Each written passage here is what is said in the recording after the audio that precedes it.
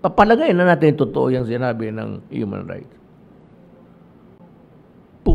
Na sino nakinabang yan? Ako. Ako ang nakinabang. Pamilya ko. Nakinabang sila dyan sa ng mga patay na yan. Sino? Sino nakinabang? Kayo, ang anak ninyo, ang bayan natin, ang nakinabang. Sino nalagay sa alanganin?